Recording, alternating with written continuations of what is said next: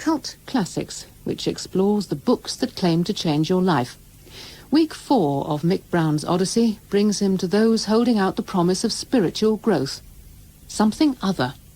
The significant thing today, I think, about Zen and the Art of Motorcycle Man is that it continues to sell, that it's still selling at about 100,000 copies a year in America. That's 19 years now since it was printed.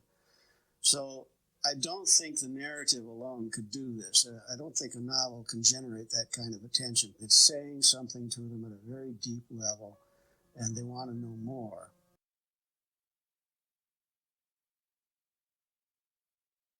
Robert Pirsig, the author of Zen and the Art of Motorcycle Maintenance. In this week's programme, we'll be looking at spiritual cult classics. So far in this series, I've been defining cult books in terms of two things. The first is their theme, sex and social taboos, war and urban violence, drugs and mind expansion.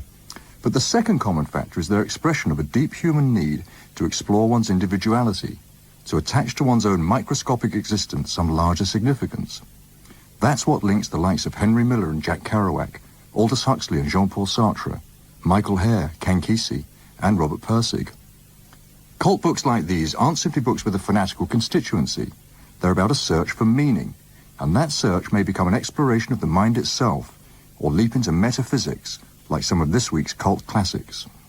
You see things vacationing on a motorcycle in a way that is completely different from any other. In a car, you're always in a compartment, and because you're used to it, you don't realize that through that car window, everything you see is just more TV. You're a passive observer, and it is all moving by you boringly in a frame. On a cycle, the frame is gone.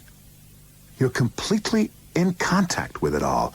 You're in the scene, not just watching it anymore, and the sense of presence is overwhelming. ZMM, as Robert Pirsig calls it, is claimed to be the biggest selling book about philosophy ever. On one level, it's an account of a motorcycle journey which a man takes with his 11-year-old son across America, and much of its appeal is as a road novel. But ZMM is also a stunning psychological detective story, and a far-reaching attempt to reconcile the worldviews of West and East, matter versus spirit, reason versus mysticism. Many Americans were stationed in Japan just after World War II in the Army of Occupation. I was in Korea at the time, and we were tremendously impressed by what we saw. We had grown up in the 1930s Depression period of America where the old farm ethos was dominant. You got a job and you worked hard and you retired, and that was your life. And suddenly we were thrust in the middle of this unknown Orient where things were so vibrant for reasons that we couldn't understand. This was something I had to know more about, you know. Something is going on here that my language is not covering. People would come back from furlough in Japan, and they would just be dreamy for about 2 weeks. You couldn't get any work out of them at all. They'd just go, oh, Japan, Japan, Japan. And we were seeing something that we knew was important. Out of this grew in San Francisco the old beatnik movement of the early 50s. And out of that grew the hippie movement and this whole attempt to reform America. For Pirsig, the unifying principle of Eastern and Western thought resides in what he describes as quality, or the good. The real cycle you're working on is a cycle called yourself, he writes in ZMM. The machine that appears to be out there and the person that appears to be in here are not separate things at all. They grow towards quality or fall away from quality together. Pirsig's pursuit of the grail of quality began when he was working as an English teacher, inspired by a colleague. She was the one who put the bee in my bonnet on quality. I had never thought of it before. And she just said, I hope you're teaching quality. And I said, oh, yeah, of course. You know, who isn't teaching quality? She said, oh, that's wonderful, wonderful. Then she keeps coming back, driving further and further. So finally I have to face the question, what the hell is she talking about? Quality. And that's the beginning of the metaphysics of quality at that point. For Pirsig, the question of what is quality became an obsession. He was convinced that quality contained some dynamic element that was the mainspring of creativity and the key to the mystic's heightened awareness. Ordinary thinking and all the manifestations of conventional human life resist this dynamism. We need to be sparked into a direct apprehension of life as it truly is. Quality is the Buddha. Such an assertion, if true, provides a rational basis for a unification of three areas of human experience which are now disunified: religion, art, and science. Art is high-quality endeavor. Art is the Godhead as revealed in the works of man. In the area of religion, one can meditate on the fact that the old English roots for the Buddha and quality, God and good, appear to be identical. It's in the area of science that I want to focus attention in the immediate future, for this is the area that most badly needs the relationship established. The dictum that science and its offspring, technology, are value-free, that is, quality-free, has got to go. The particular institution that Percy chose to attack was the Department of Philosophy of the University of Chicago. He lost the fight, and also his mind. He was diagnosed as schizophrenic and incarcerated in a mental hospital for 3 years. I was condemned by a court of law, signed by a judge, gone through a complete legal system. This person is insane. And I noticed with Senator note on the side, subject to lobotomy. Because the American Civil Liberties Union had protested my placement in the hospital. The judge had overruled them. So I was just escaped with my life, you see, from those hospitals. When Percy came out of hospital, he had enormous difficulty because of his medical history in finding a job. But at last he did find work as a technical writer. I wanted to go back to flying, which I'd learned, but they grounded me for life because of the mental illness. And suddenly it occurred to me a motorcycle is just about as good as an airplane. In fact, better, because it costs less, it's less dangerous, and you see more. So I went into that, and then met my old friend who I hadn't seen in years, John Sutherland. We went riding together. And he said, and he was recalling a book called Zen in the Art of Archery. At the time he was talking about, his engine was running and black smoke was coming out. And I thought to myself, he doesn't need a book on Zen and the Art of Archery. He needs a book on Zen and the Art of Motorcycle Maintenance. And the title just captivated me. And at that time, all I ever had was a title. It's very strange to hear an author starting a book with the title. But that's exactly what happened in this case. So I thought I would write a little article, kind of a whimsical, tongue-in-cheek article about Zen and the art of motorcycle maintenance and how attitude is important in what you do. And as it grew, it became, a 3 or 4 page article. And then I began to see that the subject of quality fit into it very strongly. Quality was the essence of motorcycle maintenance, so I started to expand on that.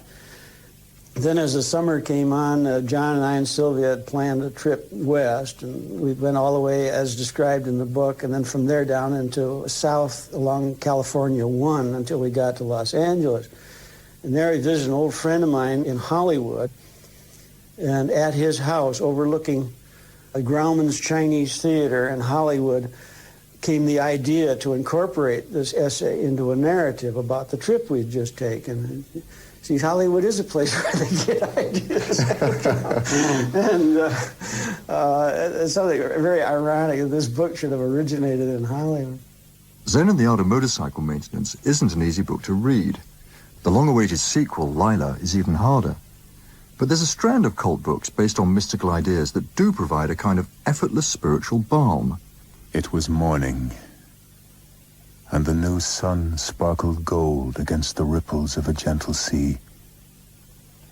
A mile from shore, a fishing boat chummed the water, and the word for breakfast flock flashed through the air till a crowd of 1,000 seagulls came to dodge and fight for bits of food. It was another busy day beginning. But way off, alone, out by himself beyond boat and shore, Jonathan Livingston Seagull was practicing. Richard Bach was a pilot before he was an author, putting on barnstorming air shows in small towns across the American Midwest. He'd written on aviation. He was also familiar with Oriental mysticism.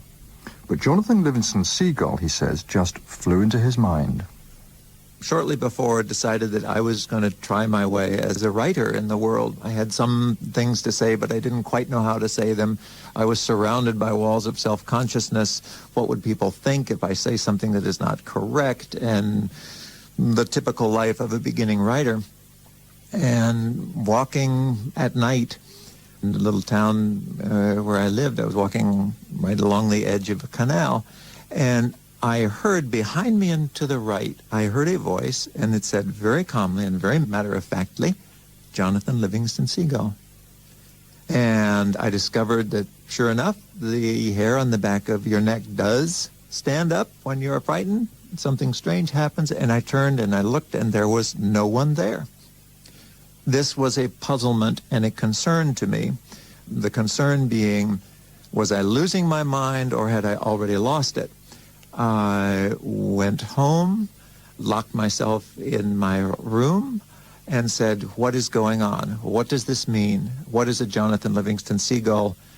I concluded at last that the voice had intended a message for someone else.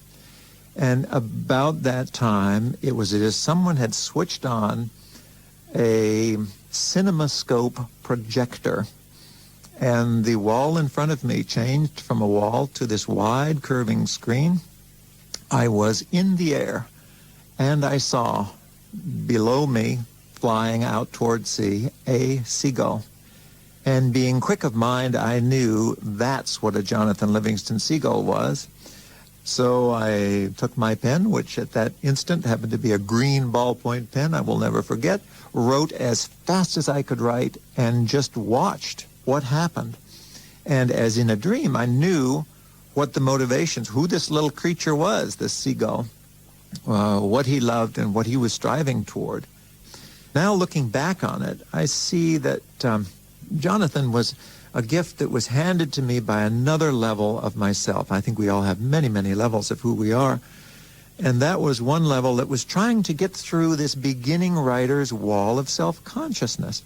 Bach's slim volume has been taken as everything from a DIY guide to enlightenment, to a metaphor for reincarnation, to a commercial for the American capitalist can-do ethic. Bach himself prefers to see it as a simple parable about excellence. I don't think that idea, that flame that lives to touch excellence and express it, is a momentary thing. I think that is something that every single human being has. We can suppress it as we wish, we can set it ablaze as we wish. But Jonathan, to me, represents that part of us that lives for excellence in whatever it is we do. That moment, whether it's a move in a chess game and we say, oh, what a lovely move, or a sentence if we're writing, or a move in business that is a brilliant move. Whatever it is, that's what Jonathan, to me, expresses. 100 feet in the sky, he lowered his webbed feet, lifted his beak, and strained to hold a painful, hard, twisting curve through his wings. He narrowed his eyes in fierce concentration, held his breath. Then his feathers ruffled. He stalled and fell. Seagulls, as you know, never falter, never stall. To stall in the air is for them disgrace, and it is dishonor. But Jonathan Livingston Seagull was no ordinary bird. We've already looked in this series at the way Buddhist and Hindu ideas influenced authors such as Hermann Hesse, Aldous Huxley, Alan Watts, and Jack Kerouac. Through the 60s, these ideas were feeding into the culture. There were psychedelic revolutionaries, psychiatrists like R.D. Laing questioning definitions of madness, the sexual revolution. Old codes of behavior were breaking down. It'd be hard to find a book more true to its period than The Diceman, published in 1971. A cult book which really did boast on its front cover that it would change your life. My primary profession has been psychiatry. My passion, both as psychiatrist and as Diceman, has been to change human personality. Everyone's. To give to men a sense of freedom, exhilaration, joy. But life is islands of ecstasy in an ocean of ennui. And after the age of 30, land is seldom seen. The Diceman purports to be the autobiography of Luke Reinhardt, a randy, dope-smoking psychoanalyst with a passing interest in Zen Buddhism. Disenchanted with his life, he decides to cast his fate to the throw of the dice. With ingredients like these, it's no wonder The Diceman has become a cult novel. It's by no means a spiritual book, but it does have a clear message about the necessity to jolt ourselves out of ruts and patterns of behavior. Its author's real name is George Cockcroft. I discovered that as a very inhibited and intellectual young man, that in order to expand the range of my experience and to get unstuck, that I began using the dice, listing options of things that I might do that I wouldn't normally do, and began casting the dice. And if they chose one of the far-out options, I would then try to do it. And so from the time I was about 22 until I began writing The Diceman at the age of 35, I had been using the dice off and on. What sort of options had you been giving yourself? Well, some of the simpler options of what am I going to do today, what book am I going to read, who am I going to see, am I going to make this phone call, and then am I going to try to pick up this woman, and so on. And had you found it breaking down inhibitions in yourself? Yes, I think it was quite successful in doing that. In bars, restaurants, theaters, taxis, stores, I was soon never myself, my old normal self. Anything and everything that I had never done, I now created as options. And the dice threw me from one to the other, and I was rarely the same man from day to day. The whole instinct of human behavior is to find environments congenial to the relaxation of consciousness. By creating problems for myself, I created thought. I also created problems. To his own youthful dice play, Reinhardt/Cockcroft began to add the fruits of an eclectic reading list.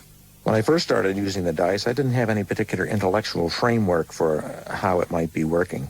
But over the next decade, I began reading in the existentialists and Nietzsche and Eastern religions and Aldous Huxley and Carlos Castaneda, and began to get a framework which made me see that the dice, in fact, were a potential form of liberation quite similar to others, only just a little bit more dramatic, perhaps. I mean, the problem that the Diceman was trying to deal with, and that I've been interested in all my life, is, why are human beings, after they have satisfied their need for food and shelter and so on, why are they still miserable? And it seemed to me that the Eastern religions come closer to answering that question than Western psychologies by challenging the idea that a single self and following that single self was the way to happiness. Maybe following that single self was the cause of the unhappiness. And of course, the dice are a way of trying to break down your normal attachments, which are in fact your normal self. So that's one way in which the dice tied in with Eastern religions.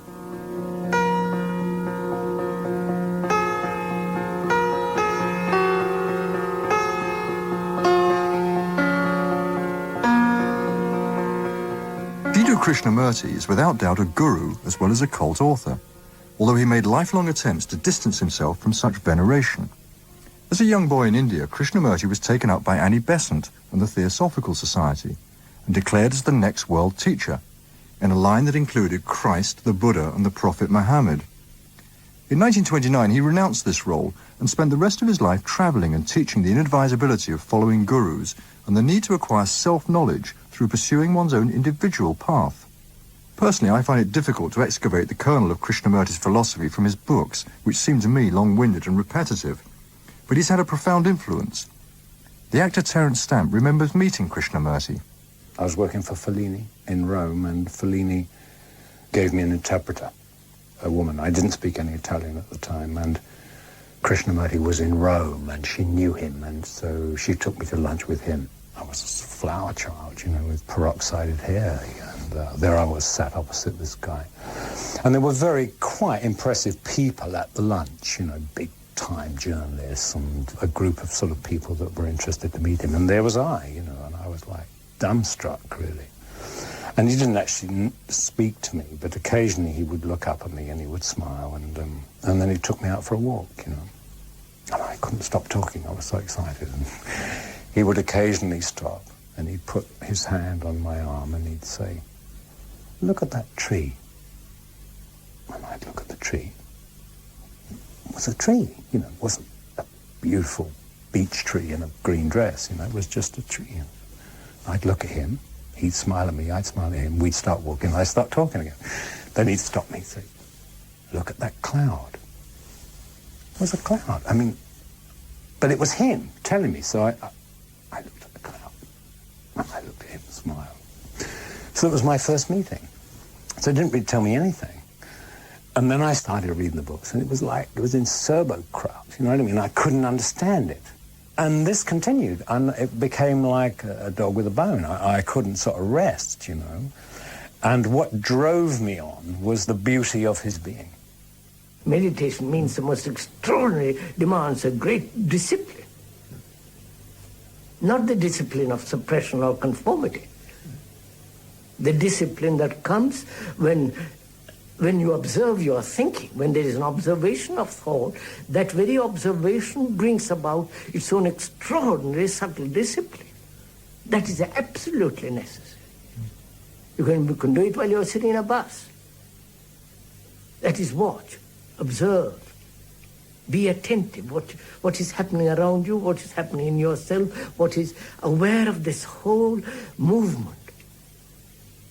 And meditation is really a form of emptying the mind.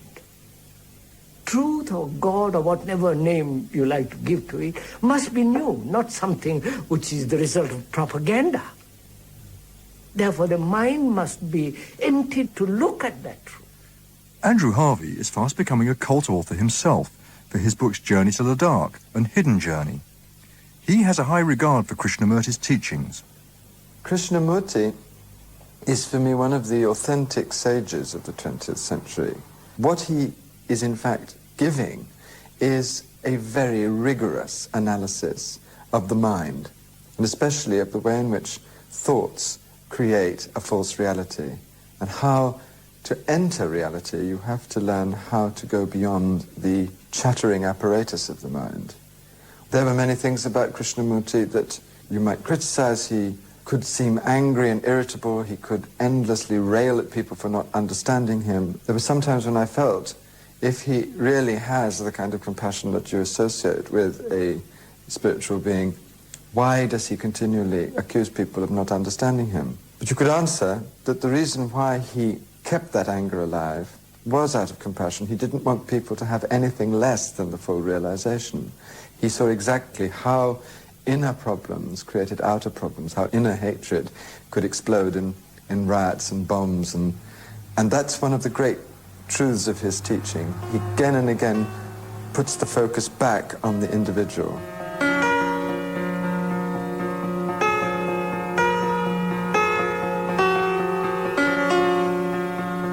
If one were to compile a survey of the cult author's cult author, I've got a feeling that George Gurdjieff might top the list. I've been amazed how often his name has come up while talking to writers in this series, from Colin Wilson to Ken Kesey. Gurdjieff taught that man is a sleeping machine that can only be woken by merciless self-observation and self-exposure to psychological shocks. The Diceman, incidentally, was heavily influenced by Gurdjieff. The ultimate aim is to bring about that sense of unity with the world, which is common to all mystical pursuits. Almost half a century after his death, Gurdjieff's books continue to sell steadily. His publisher, Robin Waterfield, the editor of Penguin's Arcana imprint, is a man who publishes and reads a fair few spiritual books, including Krishnamurti. He knows the field intimately. These are books which are meant to change your life.